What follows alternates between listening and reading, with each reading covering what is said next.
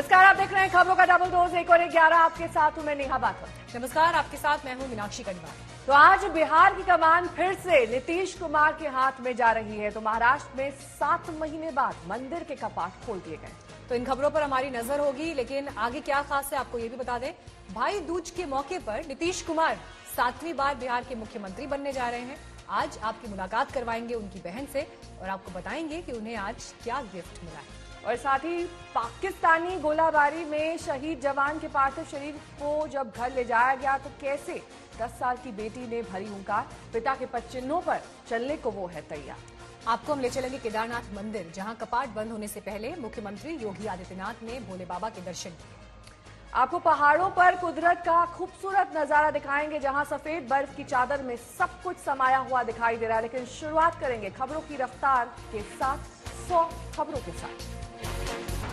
बिहार में एक बार फिर नीतीश कुमार 7वीं बार संभालेंगे सूबे की कमान। आज शाम 4:30 बजे नीतीश कुमार लेंगे मुख्यमंत्री पद की शपथ। गृहमंत्री अमित शाह और बीजेपी अध्यक्ष जेपी नड्डा भी नीतीश के शपथ ग्रहण समारोह में करेंगे शिरकत। बीजेपी से 2 उप मुख्यमंत्री तारकिशोर प्रसाद और रेणु देवी लेंगे मंत्री पद की शपथ। तारकिशोर प्रसाद बोले, पार्टी ने जताया भरोसा। हाँ जी हाँ, जो संकेत है उसमें लग रहा है कि इस दायित्व में हम मंत्री परिषद में शामिल होंगे। खबरों के मुताबिक आज नीतीश के साथ 16 विधायक ले सकते हैं मंत्री पद की शपथ। नीतीश के साथ बीजेपी के साथ जेडीयू के भी साथ हम और वीआईपी से एक मंत्री के शपथ लेने की खबर। बीजेपी से तारकिशोर प्रसाद, रेणु देवी, नंदकिशोर यादव, प्रेम कुमार और मंगल पांडे आज ले सकते हैं मंत्री पद की शपथ। जेडीयू से नीतीश कुमार के साथ विजेंद्र यादव, अशोक चौधरी, विजय चौधरी, श्रवण कुमार और लेसी सिंह आज ले सकते हैं मंत्री पद की शपथ।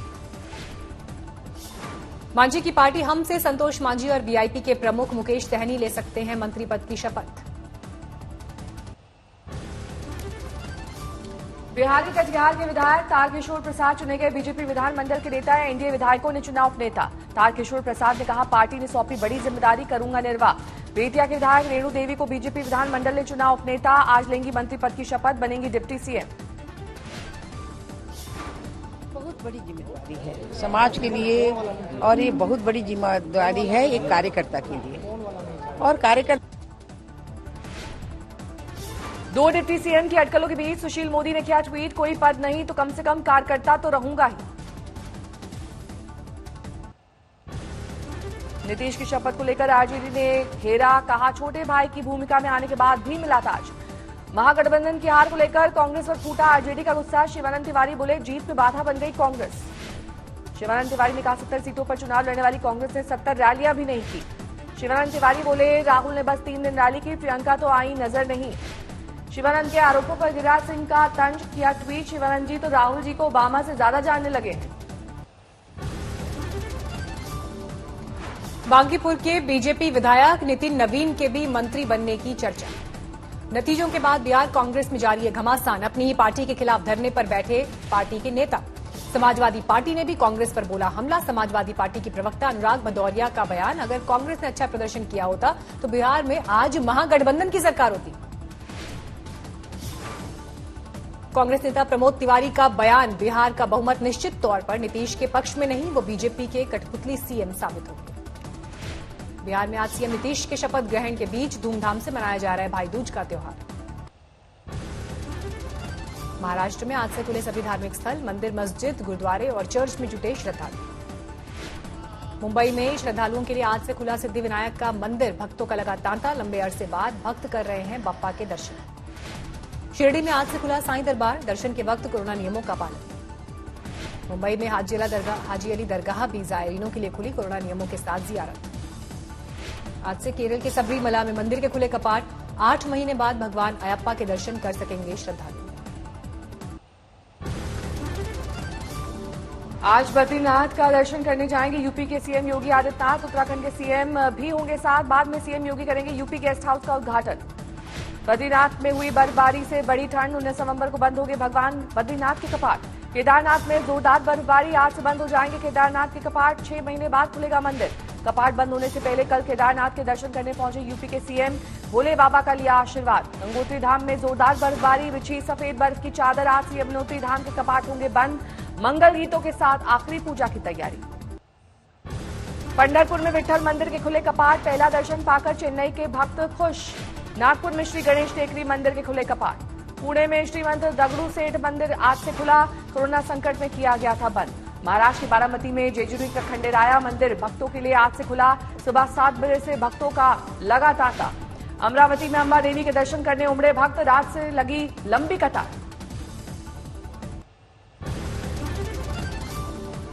कोल्हापुर लाया गया शहीद ऋषिकेश जोधाले का पार्थिव शरीर, श्रद्धांजलि देने के लिए उमड़ा जनसैलाब।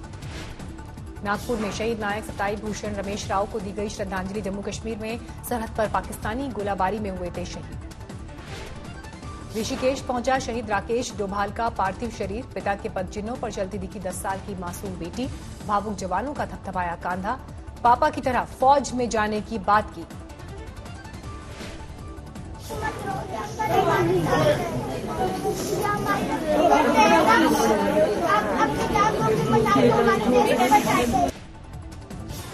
नादिया लाया गया शहीद सबोध घोष का पार्थिव शरीर, उरी में पाकिस्तानी गोलाबारी में हुए थे शहीद। बिहार के अररिया में बेहद दर्दनाक हादसा, ट्रक ने स्कूल वैन को मारी टक्कर, 5 बच्चों समेत 12 लोग गंभीर रूप से घायल। हादसे के वक्त वैन में फंसा ड्राइवर, 1 घंटे की कड़ी मशक्कत के बाद ड्राइवर को वैन से बाहर निकाला जा सका। कानपुर में 6 साल की मासूम की हत्या, पुलिस ने 2 आरोपियों को किया गिरफ्तार।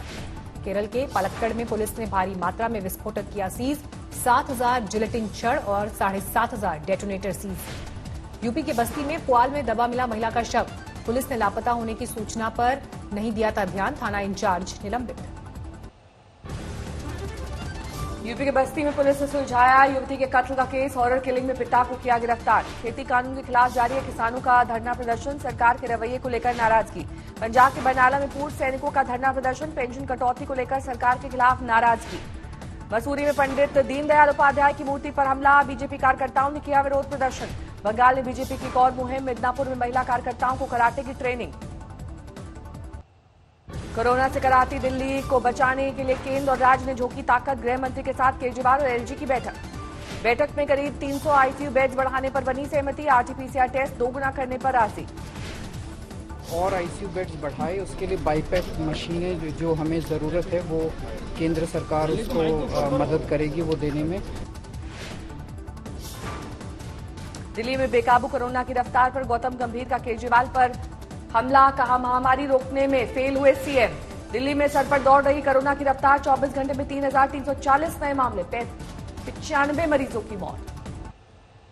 देश में 24 घंटे में सामने आए 30,000 नए मामले, 435 मरीजों ने तोड़ा दम। देश में अब तक कोरोना का कुल आंकड़ा 88 लाख के पार, 82 लाख से ज्यादा मरीज हुए ठीक। महाराष्ट्र में 24 घंटे में 2,544 नए मामले, 60 की गई जान। गुजरात में बढ़ने लगा है कोरोना का ग्राफ, 24 घंटे में 1,070 नए मामले। इस साल के अंत में आ सकती है वैक्सीन, बायोएनटेक कंपनी का दावा, 90% से ज्यादा रहा टेस्ट का रिजल्ट।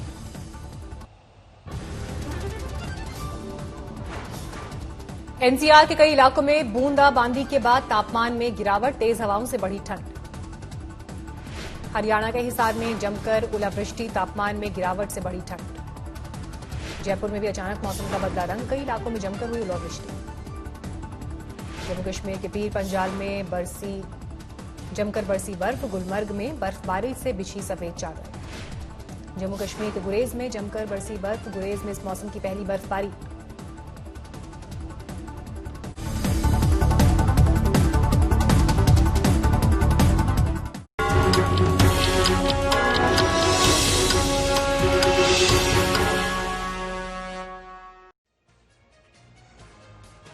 मीनाक्षी, बिहार में एक बार फिर से नीतीश कुमार मुख्यमंत्री बनने जा रहे हैं। शाम 4:30 बजे शपथ ग्रहण समारोह होगा और समारोह में अमित शाह और बीजेपी अध्यक्ष जेपी नड्डा शिरकत करेंगे। नीतीश के साथ 16 मंत्री शपथ लेंगे, जिनमें बीजेपी और जेडीयू से 7-7 मंत्री होंगे, तो गठबंधन के बाकी दोनों सहयोगियों यानी हम और वीआईपी के कोटे से एक मंत्री शामिल होंगे। तो ये कैबिनेट का स्वरूप, जिसकी तस्वीर साफ हो गई है। दिल्ली से जेपी नड्डा भी पहुंच रहे हैं, बीजेपी के राष्ट्रीय अध्यक्ष और गृहमंत्री अमित शाह भी शपथ ग्रहण समारोह में शामिल होंगे। तो ये है नीतीश कुमार की टीम 16। हालांकि इस बार के जो नतीजे बिहार के रहे उसमें एनडीए में बीजेपी बड़ी भूमिका में दिखाई देती है, क्योंकि सीटें बीजेपी ने ज्यादा जीती हैं। जेडीयू तीसरे नंबर की पार्टी बनकर रह गई, लेकिन जो वादा था गठबंधन का, मुख्यमंत्री तो नीतीश कुमार ही हैं, लेकिन इस बार की कैबिनेट को लेकर, सरकार के स्वरूप को लेकर बार बार सवाल ये कि चलेगी इसमें ज्यादा किसकी। और इस बार नीतीश सुशील मोदी की जोड़ी टूटने जा रही है। आपको बता दें कि नीतीश को 2 डिप्टी सीएम का साथ मिलेगा। तारकिशोर प्रसाद और रेणु देवी को बीजेपी ने डिप्टी सीएम बनाने की बात की है। आज तारकिशोर प्रसाद ने इसको लेकर संकेत भी दिए। हाँ जी हाँ, जो संकेत है उसमें लग रहा है कि इस दायित्व में हम मंत्री परिषद में शामिल होंगे। नहीं, उप मुख्यमंत्री की चर्चा है। हाँ, निश्चित रूप से। क्या रेणु देवी का भी नाम आ रहा है उप मुख्यमंत्री? हाँ, रेणु जी भी उप मुख्यमंत्री के रूप में शपथ लेगी, ऐसा संकेत है। और ये अच्छी बात है कि महिला सशक्तिकरण के क्षेत्र में एक बड़ा कदम है कि महिलाओं का। कितनी बड़ी जिम्मेवारी है तारकिशोर प्रसाद? अरे बड़ी जिम्मेदारी है, बड़ी जिम्मेदारी है। उस जिम्मेदारी का एहसास है, दल ने भरोसा जताया है, तो उस जिम्मेदारी का एहसास है। एनडीए में सब कुछ ठीक है? अरे ठीक चलना ही है, तो एकदम ठीक चलना है। हम लोगों ने तो पहले ही अपना मुख्यमंत्री तय कर दिया था। जनता को क्या संदेश देंगे? अब तो आपको देखिए, हम बिहार के बेहतरी के लिए, बिहार के लोगों के विकास के लिए, बिहार कैसे पूरे देश में शीर्ष राज्य के रूप में खड़ा हो, इसके लिए हम सब अपने नेतृत्व के साथ काम करें।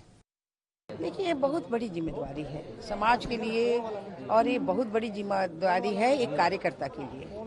और कार्यकर्ता होने के नाते हम सभी लोग कार्य में लगेंगे, और निश्चित रूप से लगे ही रहते हैं। भारतीय जनता पार्टी का कार्यकर्ता अपना काम जो करता है वो सेवा के रूप में करता है, और सेवा करने का मौका मिला है, हम तो चौकीदार हैं, सेवा करेंगे। क्या संदेश देंगे जनता को? निश्चित जनता को उप मुख्यमंत्री क्या संदेश देंगे? देखिए, जनता का संदेश तो यही है कि अगर जनता ने हमें चुना है, जनता ने विश्वास किया है, तो जनता के काम पर हम खड़े उतरेंगे। जनता को, जिसने भारतीय जनता पार्टी पे, एनडीए सरकार पर जो विश्वास किया है, विशेषकर हमारी महिलाओं ने और ज्यादा विश्वास किया है, और उनको और विश्वास दिलाने का हम लोग काम करेंगे। सुजीत झा हमारे संवाददाता सब तमाम जानकारी के साथ हमारे साथ जुड़ गए हैं। सुजीत, सबको प्रतिनिधित्व मिल सके, एक बड़ी जिम्मेदारी होती है किसी भी गठबंधन की। 16 नाम सामने आ रहे हैं, कौन कौन आज शपथ लेगा?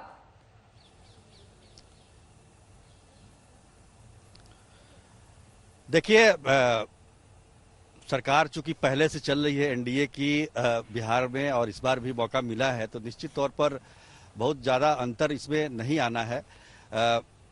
एक अंतर तो ये आया है कि मैं अभी जहाँ खड़ा हूँ, ये विधानसभा अध्यक्ष का आवास है विजय चौधरी का। हालांकि अब उनकी भूमिका बदल गई है, अब वो मंत्री बनने जा रहे हैं, यानी कि विधानसभा अध्यक्ष का पद जो है वो बीजेपी के खाते में इस बार गया है। पिछली बार जब महागठबंधन की सरकार बनी थी तो कम सीट होते हुए भी जेडीयू ने विधानसभा अध्यक्ष का पद अपने खाते में रखा था, लेकिन इस बार ऐसा नहीं हुआ। इस बार बीजेपी ने विधानसभा अध्यक्ष का पद रखा है, और विजय चौधरी जो कि विधानसभा अध्यक्ष थे पिछले काल में, अभी तुरंत उनको मेरे सामने ही फोन आया मुख्यमंत्री आवास से, वो मुख्यमंत्री आवास के लिए निकल गए हैं, मंत्री पद की शपथ लेंगे।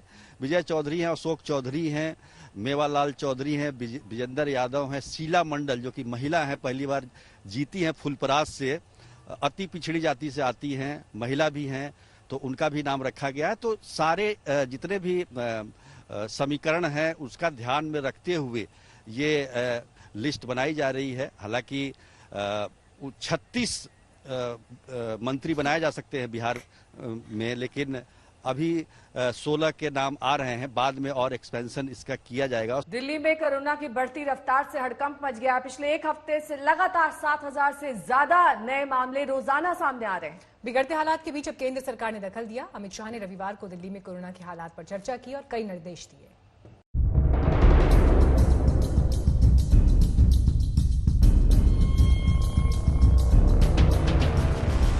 दिल्ली में कोरोना को लेकर गृह मंत्री अमित शाह ने एक बार फिर से कमान संभाल ली है। राजधानी में लगातार बढ़ते मामलों पर चर्चा के लिए अमित शाह ने एक उच्च स्तरीय बैठक की, जिसमें दिल्ली के मुख्यमंत्री अरविंद केजरीवाल, दिल्ली के उपराज्यपाल अनिल बैजल, केंद्रीय स्वास्थ्य मंत्री डॉक्टर हर्षवर्धन, एम्स के निदेशक डॉक्टर गुलेरिया मौजूद रहे। बैठक में गृह मंत्री ने निर्देश दिए कि आरटी-पीसीआर टेस्ट में 2 गुना वृद्धि की जाए। जहां कोविड का खतरा ज्यादा है, वहां मोबाइल टेस्टिंग वैन तैनात किए जाएं। डीआरडीओ के कोविड अस्पताल में 250 से 300 आईसीयू बेड और शामिल किए जाएं। एमसीडी के कुछ अस्पतालों को कम लक्षण वाले मरीजों के लिए इस्तेमाल किया जाए। सीएपीएफ से दिल्ली सरकार को डॉक्टर और पैरामेडिकल स्टाफ मुहैया कराए जाएं। केंद्र सरकार दिल्ली को जरूरी उपकरण उपलब्ध कराए। बेड्स इस टाइम जो हैं वो तो फिर भी ठीक ठाक संख्या में हैं जो कोविड बेड्स हैं, लेकिन आईसीयू बेड्स जो हैं वो बहुत तेजी से एग्जॉस्ट होते जा रहे हैं। तो केंद्र सरकार ने आज एश्योरेंस दिया है कि वो जो डीआरडीओ का सेंटर है वहाँ पे अगले 2 दिन में 500 आईसीयू बेड्स उपलब्ध करा दिए जाएंगे और उसके अगले कुछ दिन में 250 और, तो लगभग 750 आईसीयू बेड्स वहाँ पे अवेलेबल हो जाएंगे। अमित शाह की बैठक के बाद सियासत गर्म हो गई। दिल्ली बीजेपी ने फौरन केजरीवाल सरकार पर निशाना साध लिया। गौतम गंभीर ने लिखा, नमस्कार दिल्ली, मैं अरविंद केजरीवाल बोल रहा हूं। कोविड महामारी को रोकने में मैं एक बार फिर विफल रहा हूं। मई की तरह दोबारा हमें श्री अमित शाह जी ही बचाएंगे। आपका अपना विज्ञापन वाला मुख्यमंत्री। देखिए, जिस तरह से कोरोना केसेस दिल्ली में दोबारा से बहुत तेजी से बढ़ रहे थे और दिल्ली सरकार पूरी तरह से नाकाम साबित हो रही थी, सिचुएशन को कंट्रोल कर पाने में असमर्थ साबित हो रही थी, ऐसे में केंद्र सरकार की ओर से प्रधानमंत्री मोदी जी के निर्देश पर गृह मंत्री अमित शाह जी ने और स्वास्थ्य मंत्री डॉक्टर हर्षवर्धन जी ने जो दिल्ली में राहत देने का काम किया, मैं उस फैसले का बहुत स्वागत करता हूं। इससे दिल्ली की जनता को बहुत राहत मिलेगी। गौरतलब है कि अरविंद केजरीवाल अब तक प्रदूषण को कोरोना के बढ़ते मामलों की वजह बताते आए हैं, लेकिन अमित शाह के बैठक के बाद दिल्ली सरकार ने प्रदूषण का कहीं नाम नहीं लिया। दिल्ली से जितेंद्र बहादुर सिंह के साथ आज तक ब्यूरो। गिलगित बाल्टिस्तान रविवार को बंदूक के बल पर मतदान कराया गया यहां पर, लेकिन इस स्टंट के बावजूद स्थानीय लोग इमरान की चालबाजी में फंसने को तैयार नहीं है। गिलगित बाल्टिस्तान पर जमकर विरोध हो रहा है। नेताओं को धमकी और अगवा किए जाने के बावजूद सड़क पर हजारों की भीड़ उमड़ आई।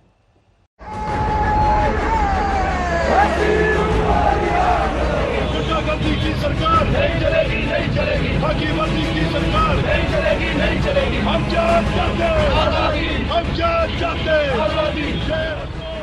ये गिलगित बाल्टिस्तान के लोगों की आवाज है। ये पाकिस्तान और उसकी सेना के जुल्म के खिलाफ खुली बगावत है।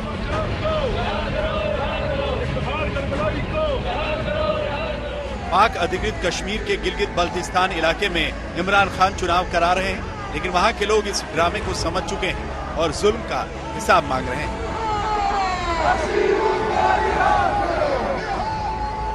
इमरान खान ने 15 दिन पहले गिलगित बाल्टिस्तान को अंतरिम सूबा बनाने का फैसला लिया था। उनकी चाल थी कि सूबा बनाकर और कुछ राजनीतिक रेवड़ियां देकर सुलगते इलाके को ठंडा किया जाए, लेकिन चाल नाकाम रही। अब इसी इलाके के लोग बागी हो गए हैं, सड़क पर निकल आए हैं।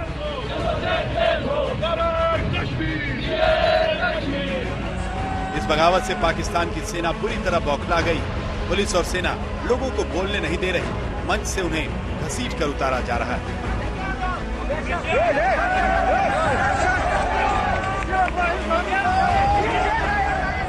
सादे पोशाक में आईएसआई के लोग इलाके में घूम रहे हैं। सवाल उठाने वालों का माइक बंद करवाया जा रहा है।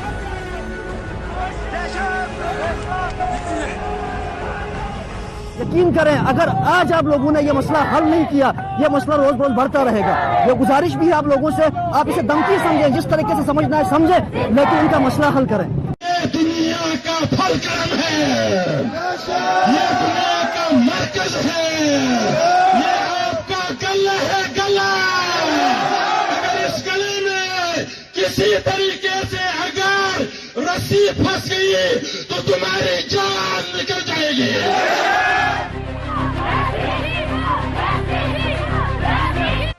नीतीश कुमार 7वीं बार बिहार की कमान संभालने जा रहे हैं। आज शाम 4:30 बजे ताजपोशी का वक्त तय किया गया है। अमित शाह और बीजेपी अध्यक्ष जेपी नड्डा इस समारोह में शिरकत करने वाले हैं।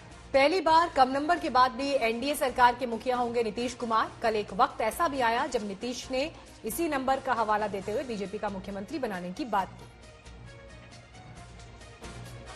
तो ये आपको बिहार में सरकार का फॉर्मूला हम दिखा रहे हैं। कुल 10 मंत्री शपथ लेंगे, इस तरह की खबरें निकल कर आ रही हैं। और इसमें बीजेपी के 2, जेडीयू के 6, हम से 1 और वीआईपी कोटे से 1 मंत्री। तो ये भी सोर्सेज से खबर मिल रही है।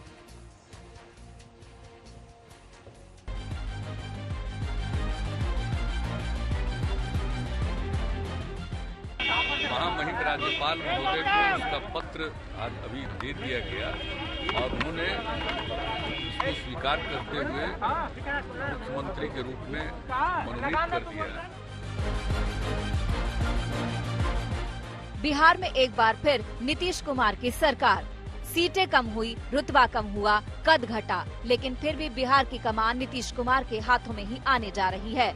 नीतीश कुमार 7वीं बार बिहार के मुख्यमंत्री के तौर पर शपथ लेंगे। शपथ ग्रहण समारोह शाम 4:20 पर होगा। नीतीश अपने सहयोगियों के साथ शपथ लेंगे। गृह मंत्री अमित शाह और बीजेपी अध्यक्ष जेपी नड्डा इस शपथ ग्रहण समारोह में शामिल होंगे। ये विधानमंडल दल की बैठक हो गई, उसमें फिर मुझे नेता के रूप में निर्वाचित किया गया। महामहिम राज्यपाल महोदय को उसका पत्र आज अभी दे दिया गया और उन्होंने इसको स्वीकार करते हुए मुख्यमंत्री के रूप में मनोनीत कर दिया। भारत के संविधान के प्रति सच्ची श्रद्धा और निष्ठा रखूंगा। कर शपथ अग्निपथ अग्निपथ।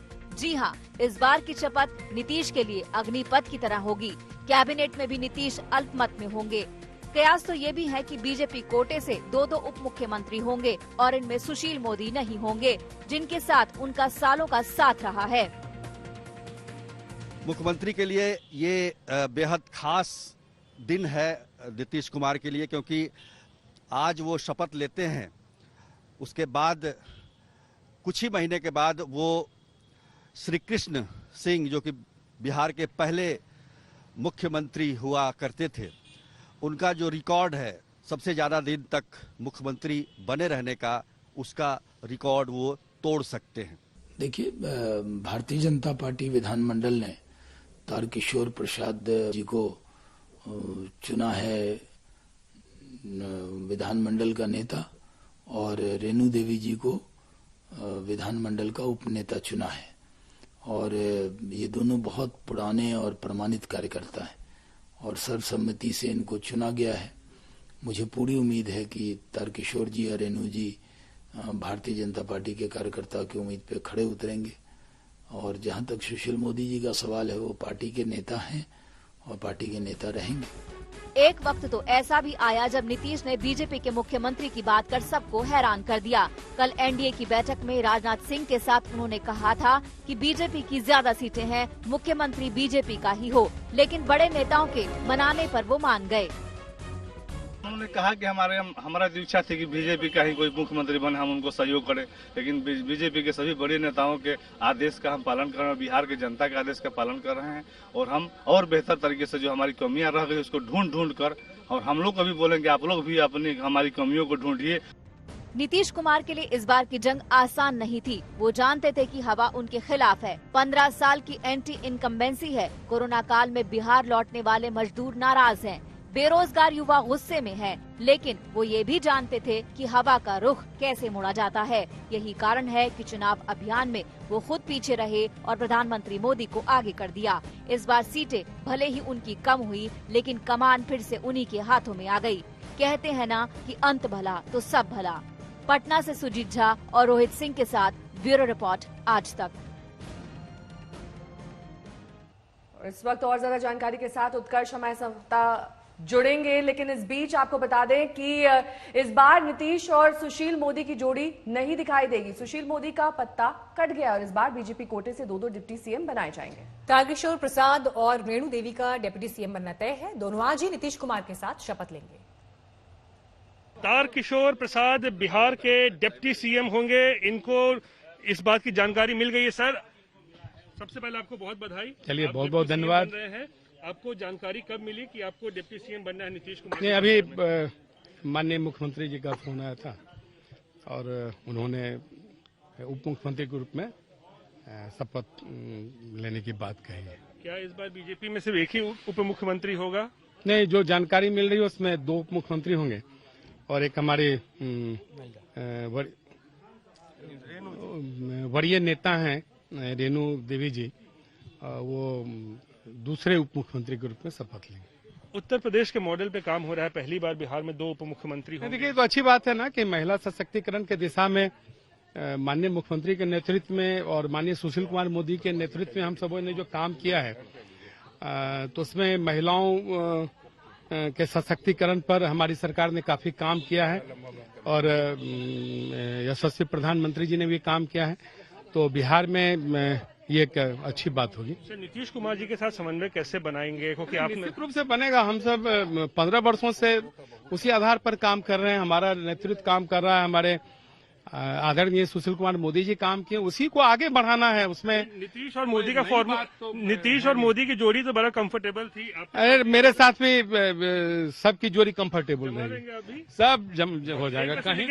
लेकिन मंत्री का आपको अनुभव नहीं है, मंत्री पद का, तो कैसे मतलब आप निर्वहन? अरे शासन को बहुत नजदीक से देखा है और विधायकों की एक बड़ी भूमिका होती है, विधायक के बाद ही फिर लोग मंत्री बनते हैं, तो विधायक बन गए हैं, अब फिर अब मंत्री उप मुख्यमंत्री बनेंगे, तो ऐसा थोड़ी है कि इतना लंबा जो अनुभव है राजकाज का। सरकार में बीजेपी का ज्यादा प्रतिनिधित्व होगा, ज्यादा संख्या आप लोग के पास है? देखिए, वो राष्ट्रीय नेतृत्व इस मामले को देख रहा है। अध्यक्ष पद को लेकर भी आप लोग? वो भी राष्ट्रीय और नेतृत्व देख रहा है, उस पर कोई टिप्पणी नहीं। महत्वपूर्ण मंत्रालय, गृह मंत्रालय जैसे आप लोग चाहेंगे बीजेपी के पास हो? देखिए, हम बताएं ना कि ये जो कुछ मामला है, जो राष्ट्रीय नेतृत्व उसको देख रहा है। अभी तो हम विधायक दल के नेता निर्वाचित हुए हैं, अभी मंत्री पद का या उप मुख्यमंत्री पद का शपथ लेना बाकी है, इसलिए इसके पृष्ठभूमि में जो तैयारियां चल रही है वो हमारे दल के शीर्ष नेता देख रहे हैं, इसलिए कोई टिप्पणी करना मेरा उचित नहीं होगा। ये आप नेतृत्व वर्ग से बात। सवाल, तो नीतीश कुमार के साथ कोई दिक्कत नहीं होगी? अच्छे से समन्वय क्यों दिक्कत होगी? जब हम भारतीय जनता पार्टी ने चुनाव के पहले उनको अपना मुख्यमंत्री घोषित कर दिया, तो कहीं न कहीं उनके साथ बिहार को जिस दिशा की ओर ले जाना चाहते हैं, वो कहीं न कहीं दोनों दलों का, या अब कहिए अब एनडीए के चारों दलों का कहीं न कहीं वो लक्ष्य है, इसलिए इसमें अनकंफर्टेबल होने की कोई एजेंडा, चुनौती 5 साल के लिए। हाँ, निश्चित रूप से जो हम सब उस एजेंडा को तैयार करेंगे और उस एजेंडा पर काम करेंगे। जो चुनौतियां हैं, आप देख ही रहे कि बिहार को हम लोगों ने 15 वर्षों में निकाल कर यहाँ तक पहुँचाया है, और जो जन आकांक्षाएं हैं और जिन मुद्दों पर हमें ये जनादेश मिला है, उन मुद्दों का ध्यान है, उस पर हम सब काम करेंगे।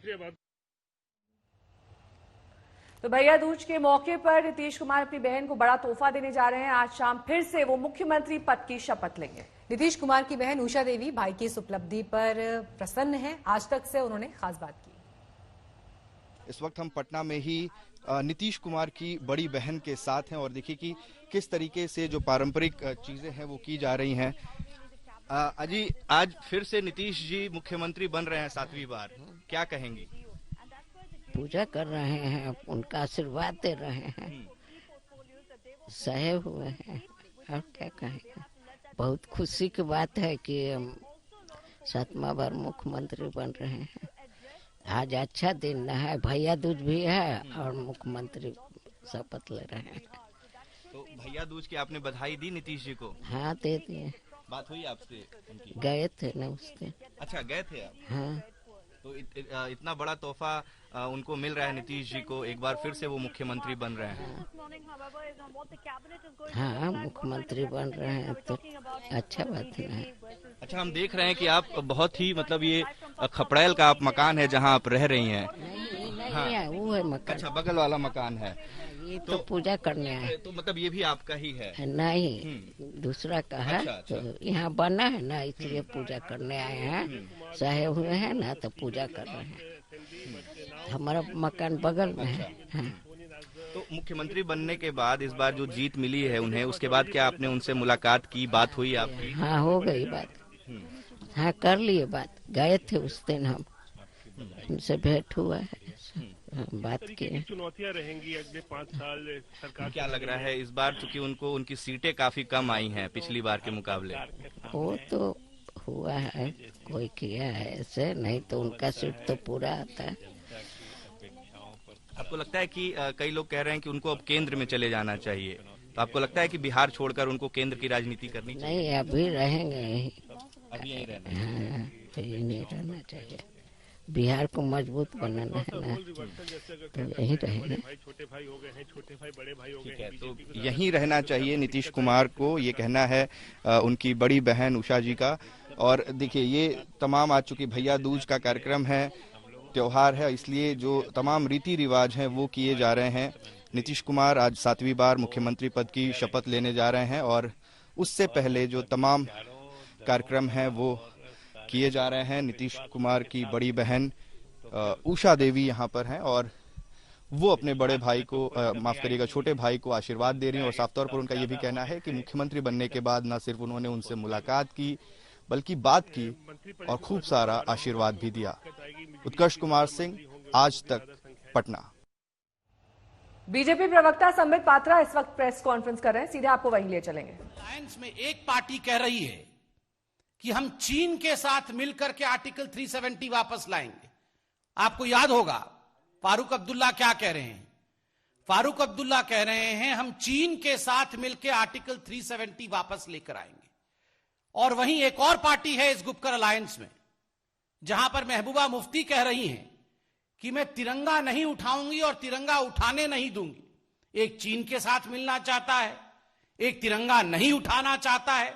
और चिदम्बरम जी उसी समय सिंक्रोनाइज करके, ठीक उसी समय जिस प्रकार इस प्रकार के बयान एनसी और पीडीपी द्वारा दिए जा रहे थे, कांग्रेस पार्टी ने ठीक उसी समय चिदम्बरम जी के माध्यम से ट्वीट किया था कि अनुच्छेद 370 हटाना यह बहुत ही अनुचित है और हम अनुच्छेद 370 की वापसी चाहते हैं, हम वापस लाएंगे। Just connect the dots my friend.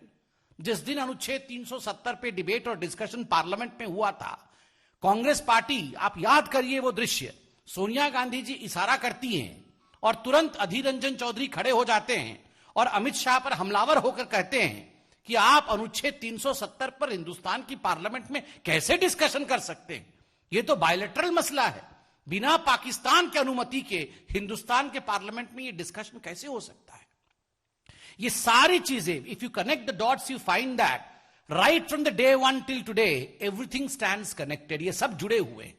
उस समय अनुच्छेद 370 पे डिस्कशन नहीं कराने की इच्छा, आर्टिकल 370 ना हटे, बाद में कोई तिरंगा ना उठाए, चीन की सहायता से किस प्रकार अनुच्छेद 370 वापस आए, ये गुपकर है या गुप्तचर है? मैं ये सवाल पूछना चाहता हूं। ये कौन सा अलायंस है? ये जो गुप्तचर अलायंस है, ये गुप्तचर अलायंस क्या चाहती है? ये गुप्तचर अलायंस वही चाहती है जो पाकिस्तान चाहता है। ये गुप्तचर अलायंस वही चाहती है जो हिंदुस्तान के दुश्मन देश चाहते हैं। पाकिस्तान ने हर फोरम में जाकर आर्टिकल 370 के एब्रोगेशन को लेकर अपनी आवाज को बुलंद किया। पाकिस्तान हर जगह कह रही है कि अनुच्छेद 370 हटना अच्छी बात नहीं है और अनुच्छेद 370 वापस आना चाहिए। वो संयुक्त राष्ट्र तक चली गई है। और ये जो गुप्तचर अलायंस है, ये गुप्तचर अलायंस भी वही कह रही है और उसमें राहुल जी और सोनिया जी सम्मिलित है। आज मैं एक बात यहां सोनिया गांधी जी से और राहुल गांधी जी से पूछना चाहता हूं। चूंकि आप इस अलायंस में हैं, जो कहा गया एनसी द्वारा कि चीन के साथ मिलकर अनुच्छेद 370 वापस लाएंगे, जो कहा गया पीडीपी द्वारा कि हम तिरंगे को हाथ नहीं लगाएंगे और किसी को हाथ लगाने नहीं देंगे, आप इसके पीछे हैं या नहीं है? आप इनको रिजेक्ट करते हैं या इनको सपोर्ट करते हैं? आप इन वाक्यों के साथ खड़े हैं या इन वाक्यों के विरोध में खड़े हैं? मैं तो बिल्कुल सच कहता हूं आज, और बीजेपी बिल्कुल एक्सपोज करना चाहती है। इन सब की सांठगांठ है और राहुल और सोनिया जी के सांठगांठ से ही, चाहे वो पीडीपी हो चाहे फारूक जी हो, इन्होंने इस प्रकार के बयान दिए हैं।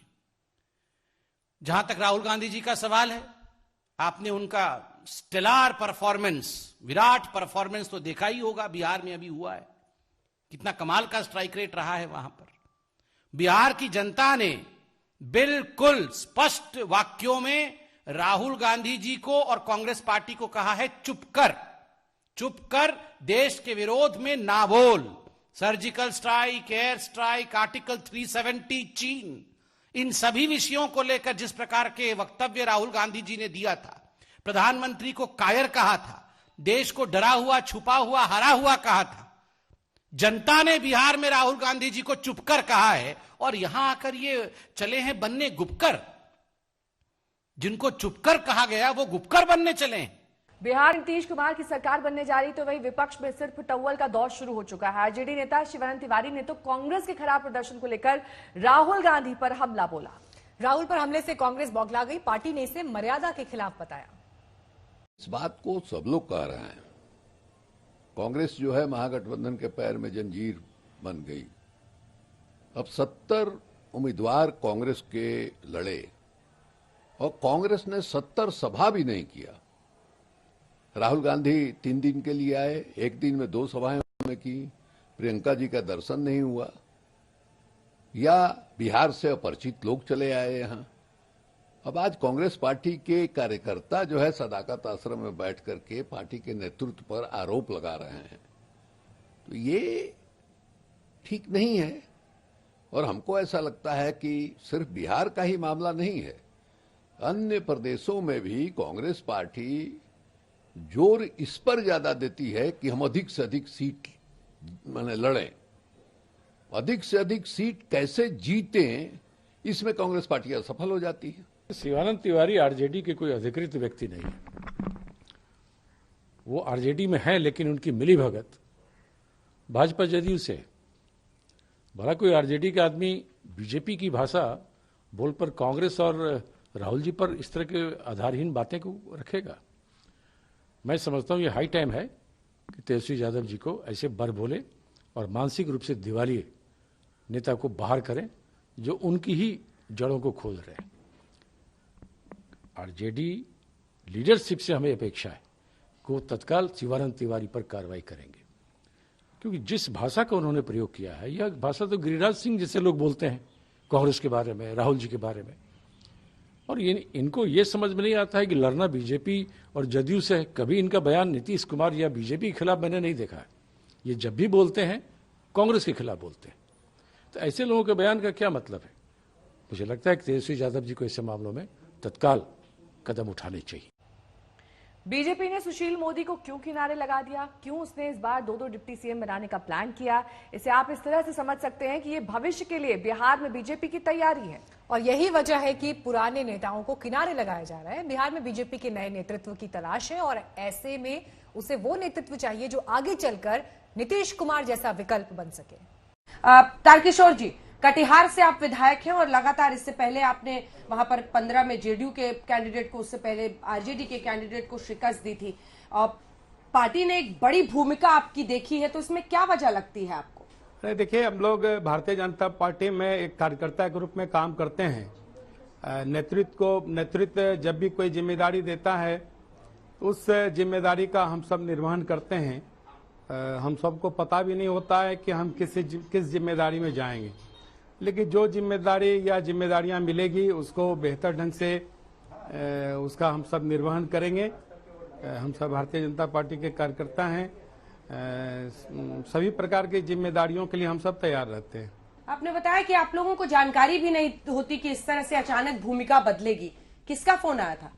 नहीं, वास्तव में बैठक में मेरे नाम की घोषणा हुई तो मैं जाना और फिर इस बड़ी जिम्मेदारी को बहुत सहजता से लिया हूं और इस जिम्मेदारी का हम सब निर्वहन करेंगे। लगातार 15 वर्षों तक बिहार विधानसभा में सदस्य के रूप में सेवा करने का और अपनी जिम्मेदारी निभाने का अवसर मिला है, सचेतक के रूप में और अन्य दायित्वों के रूप में, तो मैं सहजता से लिया हूं यह जिम्मेदारी भी मैं निभाऊंगा।